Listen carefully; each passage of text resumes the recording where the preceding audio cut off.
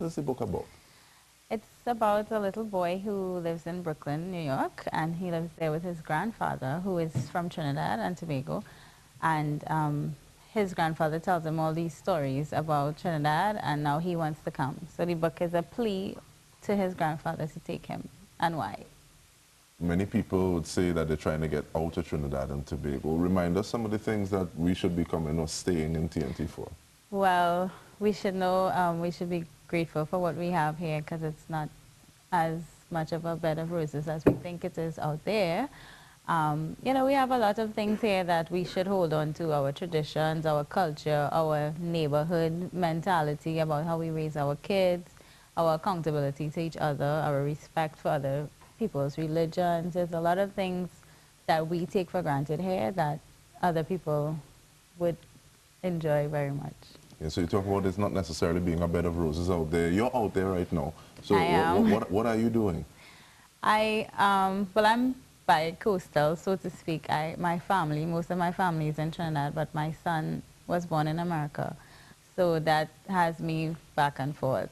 So this is like a marriage between the two, a way to cope, if you will. And who's the book for?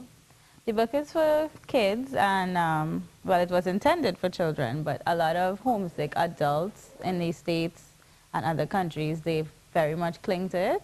So I would say it's a book for everybody who knows of Trinidad, loves Trinidad, or wants a piece of Trinidad and Tobago. All right, so we're going to have the book up like this so people can see how it looks a little bit. In terms of illustration, what are some of the partnerships that you have in the book? Well, I partnered up with another Bishop's girl, Mrs. Zakia Gale. I went to school with her, and I absolutely insisted that she did this with me because she's an excellent artist, and I knew she would be able to bring my words to illustrative life.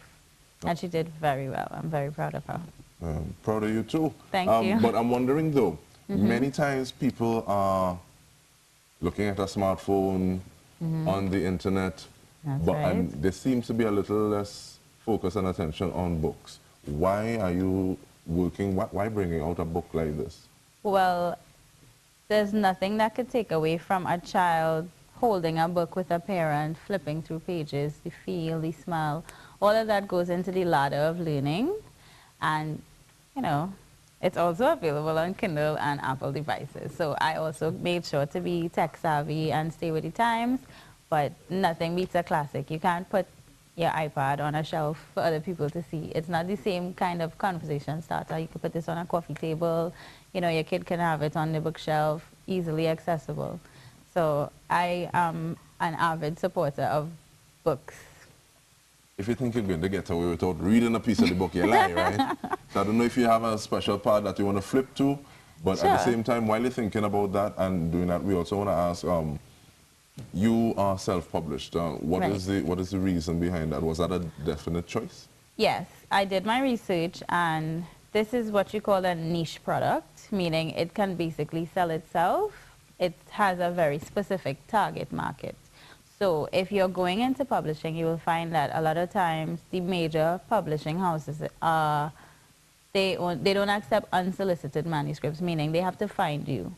So it's very hard to be found, and I didn't want to wait to be found when I knew this would sell itself anyway. This is something that people would want. So I went into the idea of self-publishing because, yeah, of those two reasons. So please give us a little excerpt. Sure. Well, what's your favorite thing about Trinidad? I like the mix and being able to do things as opposed to just being pigeonholed in one specific kind of market. So I may give you a throwback. So the young boy is asking his grandfather to take him back, right? And he says, I want to play the games you played when you were a child like me, like rounders, pitch, and climbing trees. Does that take you back? Yeah, we're still doing some of that, you know. Just Yes. like I my children to pick some jamon, we make some jamon juice. Just juice, not wine. Yeah, so, yeah, definitely. Yeah, well, my son was here with me for a year and a half, so I was able to give him a nice, thorough experience of Trinidad and Tobago. So from that, maybe another book might come out of it. Does he beg to come back? as often as I speak to him, yes, because he has gone back, and I will be joining him tomorrow. But yeah, even yesterday when I was speaking to him on Skype, he was like, "I want to come back to Trinidad, mommy." You know, all the dudes that he liked to bathe in, and his name is Joshua.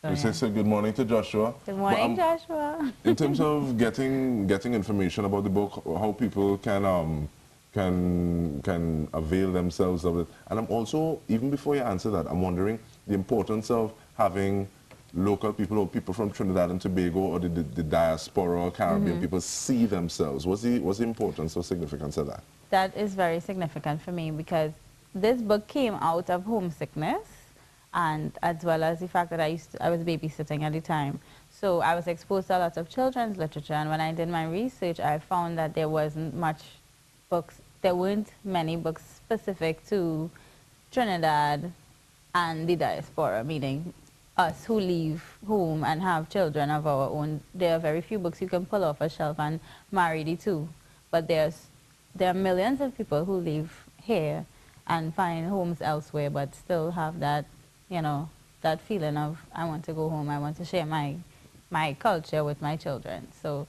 in a children's literature format, it's very much a conversation starter, at least.